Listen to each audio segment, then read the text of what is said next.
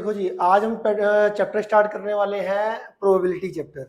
इस probability chapter के अंदर सबसे पहले हम टर्म जो जनरली यूज होने वाली है वो पढ़ेंगे, सैंपल स्पेस। क्या पढ़ेंगे? सैंपल स्पेस क्या होता है। पर प्रोबेबिलिटी के अंदर ये टर्म सैंपल स्पेस बहुत बारी यूज होगी, तो आपको मीनिंग पता होना चाहिए सैंपल स्पेस का क्या है। तो देखो, मैं इसमें एक एक्सपेरिमेंट लेता हूँ पहले। When a die thrown once, अगर मैं एक डाई को एक बार उछालता हूँ, डाई को पता ही है ना डाई क्या होता है, ठीक है, जो लूडो में खेलने वाली गिट्टी होती है उसको डाई कहते हैं, ठीक है। उसको मैंने कितनी बार उछाला? एक बार उछाला।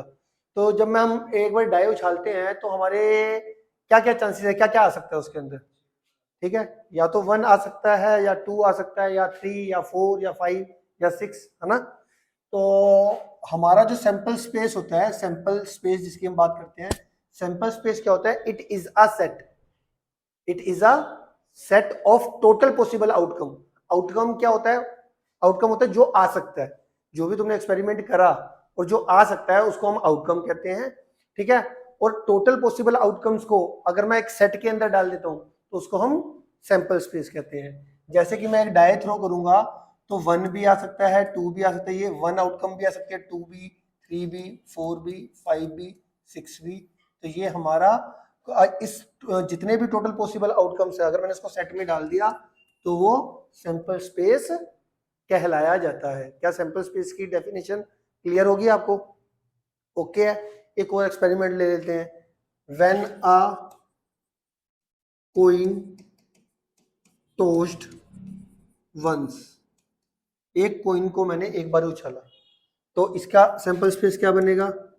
आइदर हेड आएगा या फिर टेल आएगा। तो सैंपल स्पेस को जनरली हम कैपिटल एस से डिनोट करते हैं। तो आपको सैंपल स्पेस का मीनिंग क्लियर हुआ? हो गया। अब अगला जो है हमारे पास, अगली टर्म बड़ी जनरली यूज होती है, वो है इवेंट। क्या होता है इवेंट? क्या होता है? Any subset E of a sample space is called an event. हमने चैप्टर 1 के अंदर आपको पता है सेट्स पढ़ा था। उस सेट्स के अंदर मैंने सबसेट निकालने भी सीखे थे कि नहीं सीखे थे, है ना। और टोटल नंबर ऑफ सबसेट भी आपको पता है कितने आते थे, 2n। ये सारा हमने पढ़ रखा है। अब वो कह रहा है कि अगर सैंपल स्पेस का कोई भी जो सबसेट होता है वो क्या होता है? हमारा इवेंट कह सकते हो आप इसको। जैसे कि मैं एक एग्जांपल दे रहा हूं, जैसे मैंने एक डाई को थ्रो करा तो उसमें सैंपल स्पेस जो बनेगा ये आया, है ना। अब मैं कह रहा हूं a number greater than 2, a number greater than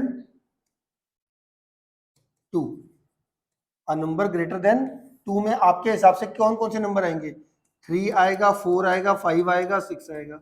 अगर मैं इसका ये सेट बनाऊं, क्या ये इसका सबसेट है?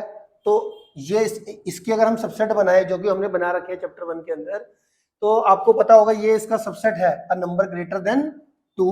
तो इसको आप कोई भी इवेंट कह सकते हो। ये इवेंट, मान लो मैंने इस इवेंट का नाम दे दिया ई इवेंट है, तो ये इवेंट हो सकता है, क्योंकि ये जो इवेंट है, जो ये आपने नंबर ग्रेटर देन 2, वो सैंपल स्पेस का सबसेट है, तो ये हमारा इवेंट हो गया। क्या आपको मेरी बात समझ में आ गई? इवेंट क्या होता है? जो भी एक्सपेरिमेंट आप करोगे उसके कोरस्पोंडिंग जो भी सैंपल स्पेस आएगा, ठीक है, उस सैंपल स्पेस आपने लिख लिया। अब मैंने कोई भी स्टेटमेंट बोली और उस स्टेटमेंट के कोरस्पोंडिंग जो सेट बना वो अगर सैंपल स्पेस का सबसेट है तो आप उसको इवेंट, इस स्टेटमेंट को मैं इवेंट कह सकता हूं, ठीक है। मेरी बात समझ में आ गई आपको? अच्छे तरीके से क्लियर है, ठीक है। अब इसमें क्या होता है, कुछ टाइप्स ऑफ इवेंट होते हैं, टाइप्स ऑफ इवेंट। इसका मैं एक एक एग्जांपल लेता जाऊंगा और आपको बताता जाऊंगा। सबसे पहले हम टाइप्स ऑफ इवेंट डिस्कस करते हैं, impossible event and sure event. ये दो अलग अलग है। पहले चलो मैं इम्पॉसिबल इवेंट की बात करता हूँ। इम्पॉसिबल इवेंट कौन सा होता है? इम्पॉसिबल इवेंट में मैं फिर से क्या करता हूँ, एक एग्जांपल लेता हूँ कि भैया एक एक्सपेरिमेंट लेता हूँ, एक डाई को थ्रो करा है मैंने, एक डाई को मैंने एक बार थ्रो करा है तो उसका सैंपल स्पेस ये बनेगा, ठीक है। अब मैं कहता हूं कि भैया मैंने एक डाई को थ्रो करा एक बार और क्या चांसेस है कि नंबर 7 आएगा उसमें? Number getting number 7।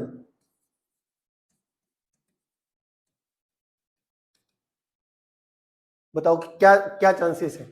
अब देखो गेटिंग नंबर 7 का मतलब क्या हुआ कि 7 का मैं सेट लिख देता हूँ, ठीक है। अब क्या ये इवेंट है, पहली बात तो ये बताओ इवेंट है, इवेंट है ही नहीं, क्योंकि ये इसका सबसेट नहीं है, और ये इम्पॉसिबल इवेंट है जिसको कहते हैं। ये हमारा क्या हो गया, इम्पॉसिबल इवेंट। इम्पॉसिबल इवेंट में आपका क्या होगा, आपको ऐसे समझो, ये नंबर ग्रेट नंबर 7 नहीं है ना इसमें, तो जो आपके जो भी आपका आपका स्टेटमेंट है, अगर उसमें एक भी केस फेवर नहीं कर रहा सैंपल स्पेस के अंदर, और जो मैंने कहा कि मुझे बताओ कि अगर एक डाई थ्रो करूंगा मैं और 7 आ जाए, तो 7 आ जाए का मतलब क्या हुआ, जब एक डाई के अंदर नंबर ही 1 से लेकर 6 तक है, तो डाई को थ्रो करके 7 नहीं आएगा। तो 7 आएगा ही नहीं, तो इसका मतलब है आपको पता है कि आपका सैंपल स्पेस का कोई भी केस इसको फेवर नहीं कर रहा, तो वो क्या अपने आप ही क्या हो जाएगा, वो इम्पॉसिबल इवेंट हो ही नहीं सकता वो। तो इम्पॉसिबल इवेंट में क्या होता है हमारे पास,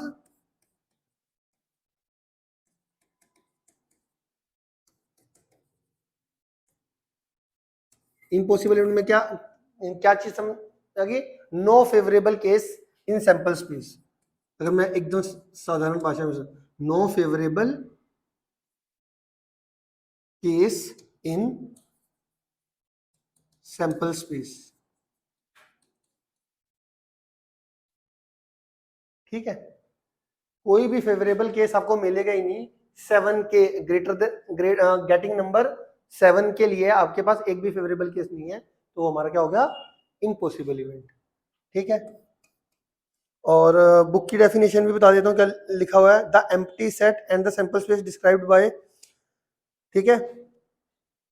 देखो तो इम्पॉसिबल इवेंट के अंदर, इम्पॉसिबल इवेंट भी एक सेट है, इस सेट के अंदर एक भी केस फेवरेबल नहीं आएगा ना। इम्पॉसिबल इवेंट जो इवेंट होते हैं वो है, इवेंट भी एक तरीके का सेट ही है, बट इसके अंदर कोई भी केस फेवरेबल नहीं आएगा सैंपल स्पेस का। इसी तरीके से आते हैं श्योर इवेंट में। श्योर इवेंट में क्या होता है, जो सैंपल स्पेस है ना उसके सारे के सारे एलिमेंट इस श्योर इवेंट को फेवर कर रहे होते हैं। अब आप बोलोगे सर ये कैसे, कुछ एग्जांपल लेके दिखा दो। जैसे कि मैं मान लेता हूं कि मैं और मेरा दोस्त डाई थ्रो कर रहे हैं। अब जीतने का क्या चांसेस है, मैं कहता हूं भाई मैं कब जीतूंगा, अगर उस डाई के अंदर जो नंबर आए, अगर वो 1 से लेकर 6 तक आए तो मैं जीतूंगा, अदरवाइज तू जीतेगा। सामने वाले दोस्त को कहा मैंने, तो वो मेरे साथ नहीं खेलेगा क्योंकि उसको पक्का पता है कि भाई जीतने वाला तो मैं ही हूं। एक डाई थ्रो करा, मैंने कहा कि अगर 1 से लेकर 6 तक नंबर आए तो मैं जीतूंगा, अदरवाइज तू जीतेगा। तो 1 से लेकर 6 तक नंबर आएंगे ना एक डाई थ्रो करने पर, तो सारे के सारे केस मेरे फेवर में जा रहे, तो सैंपल स्पेस में जितने भी पॉसिबल आउटकम थे वो मेरे जीतने के फेवर में चले आएंगे, तो वो हमारा क्या हो जाएगा, श्योर इवेंट, कि भैया मैं ही जीतूंगा, है ना। तो श्योर इवेंट में क्या होता है, जो सैंपल स्पेस के टोटल केस हैं वो उस इवेंट को फेवर कर रहे होते हैं। आगे मेरी बात समझ में, एग्जांपल मैंने आपको दे ही दिया। इसके बाद देखते हैं जी, अगला हमारे पास है, अगला है हमारे पास सिंपल इवेंट। सिंपल इवेंट क्या होता है,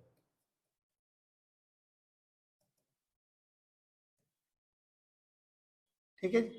सिंपल इवेंट में मैं आपको बताता हूं क्या होता है, कोई भी एक्सपेरिमेंट ले लो पहले, वही मैं डाई का एग्जांपल लेता हूं, when a die throw once, when a die thrown once, तो इसके टोटल पॉसिबल आउटकम कितने हो जाएंगे, 1 2 3 4 5 6 ठीक है। तो सिंपल इवेंट में आपको बताता हूँ, सिंपल इवेंट में क्या होगा, जो सा भी इवेंट होगा वो उसको सिर्फ सैंपल स्पेस में से एक ही केस फेवर कर रहा हो, उसको कितने केस फेवर करोगे, ओनली वन।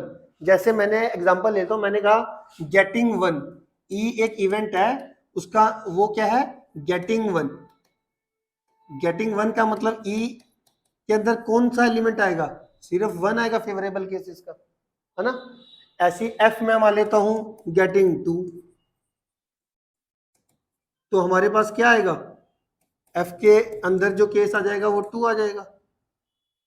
तो मैं कहूं ई क्या सिंपल इवेंट है, आप बोलोगे है, क्योंकि सिंपल इवेंट के अंदर क्या होता है, उस इवेंट में जो फेवरेबल केसेस होगा वो सैंपल स्पेस में सिर्फ एक आउटकम फेवर करेगा। ठीक है, तो ये सिंपल इवेंट आपको समझ में आ गया। ऐसी एक कंपाउंड इवेंट होता है, वो भी मैं साथ के साथ ही बता देता हूँ।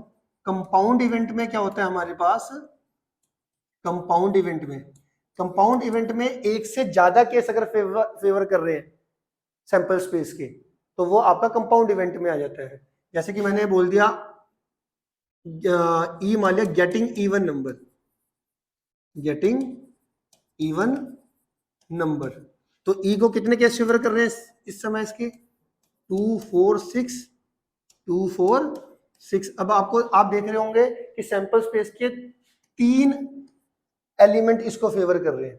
तो अगर कंपाउंड इवेंट में क्या होता है, एक से ज्यादा केस अगर फेवर कर रहे हैं, एक से ज्यादा केस फेवर कर रहे हैं सैंपल स्पेस के इस इवेंट को, तो ये मेरा क्या बन जाएगा, कंपाउंड इवेंट बन जाएगा।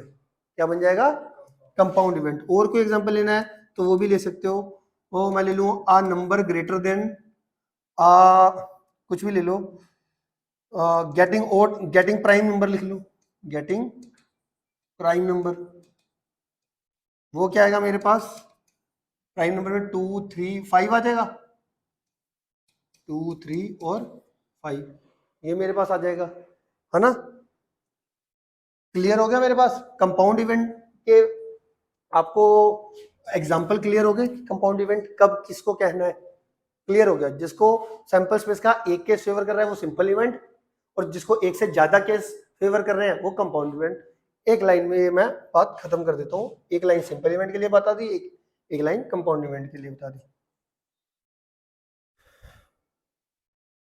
इसके बाद चलते हैं जी हमारा कॉम्प्लीमेंट्री इवेंट क्या होता है। Complementary event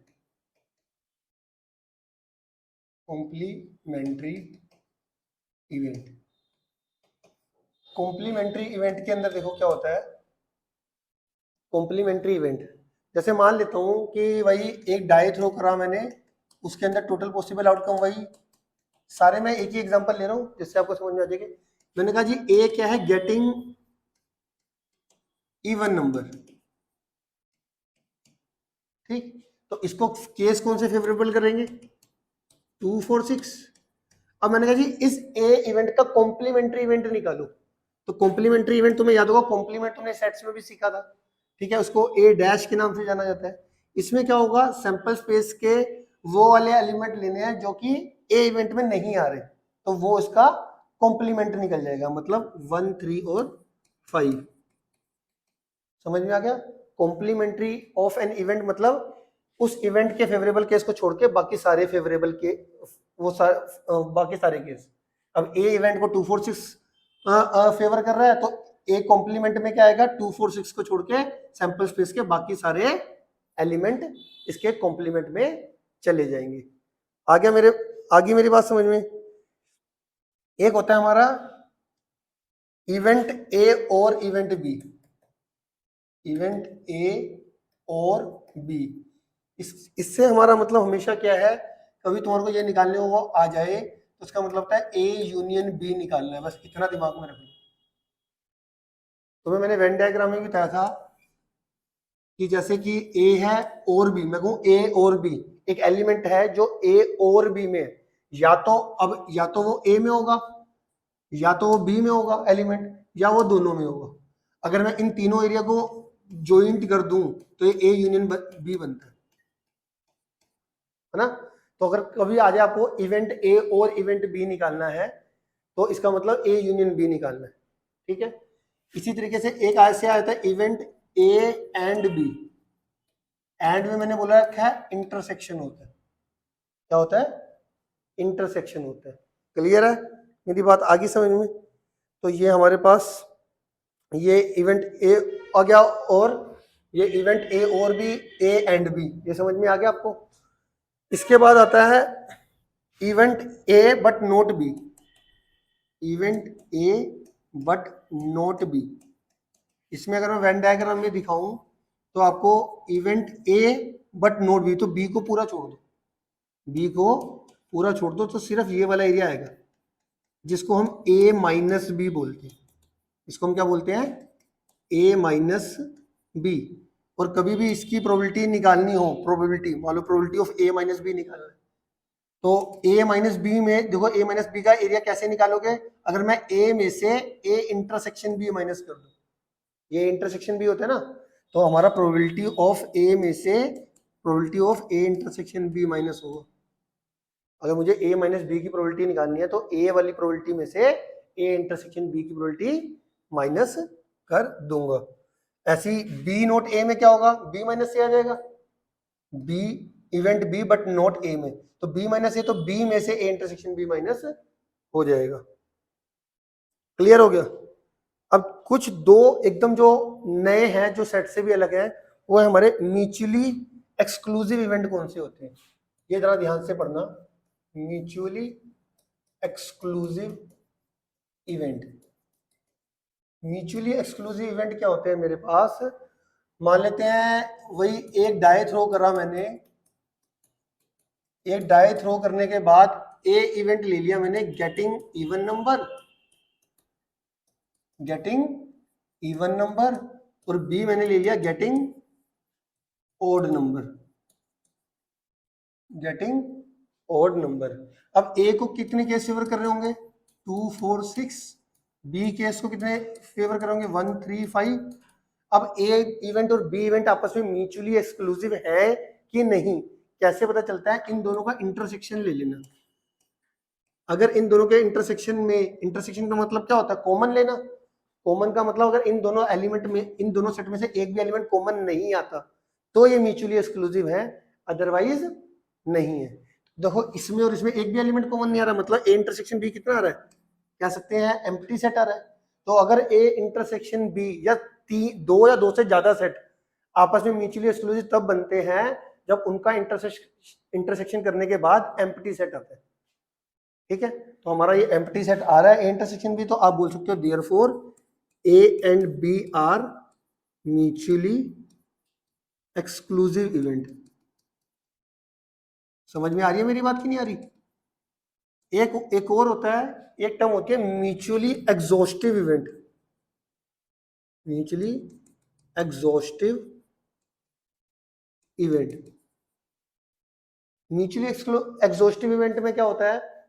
mutually exhaustive event में होता है हमारे पास, मान लेता हूं मैं आपसे पूछता हूं ए और बी, क्या ये म्यूचुअली एग्जॉस्टिव इवेंट है? क्या ये म्यूचुअली एग्जॉस्टिव इवेंट है? तो इसमें आपको क्या करना पड़ेगा? जो भी आपको एग्जॉस्टिव इवेंट्स दिखाने हैं, म्यूचुअली एग्जॉस्टिव इवेंट, तो उनका यूनियन कर लेना सबका। फिलहाल मैंने दो इवेंट लिए, मैंने दो का यूनियन कर लिया। दो का यूनियन करने के बाद अगर आपके जो जो सेट बना यूनियन करने के बाद वो सैंपल स्पेस के बराबर आ गया, अगर सैंपल स्पेस के बराबर आ गया, तो आप बोल सकते हो ये दोनों इवेंट जो ए और बी इवेंट थे ये म्यूचुअली एग्जॉस्टिव इवेंट हैं। तो देयरफॉर आप ये बोल दोगे A and B are mutually exhaustive event. ठीक है, क्लियर हो गया? तो म्यूचुअली एक्सक्लूसिव इवेंट कौन से होते हैं? कोई भी मान लो दो या दो से ज्यादा सेट जिनमें एक भी एलिमेंट कॉमन ना हो, वो म्यूचुअली एक्सक्लूसिव इवेंट होता है। और म्यूचुअली एग्जॉस्टिव इवेंट कौन से होते हैं? जिन दो या दो से ज्यादा सेट म्यूचुअली एग्जॉस्टिव इवेंट तब होंगे जब उनका यूनियन कर कर जो सेट बना, अगर वो सैंपल स्पेस बन गया तो वो आपस में सारे सेट म्यूचुअली एग्जॉस्टिव इवेंट कहलाए जाएंगे। इसमें देख लो, अगर आपको किसी भी तरीके की कोई दिक्कत है तो पूछ लो। ठीक है, आ गया समझ में?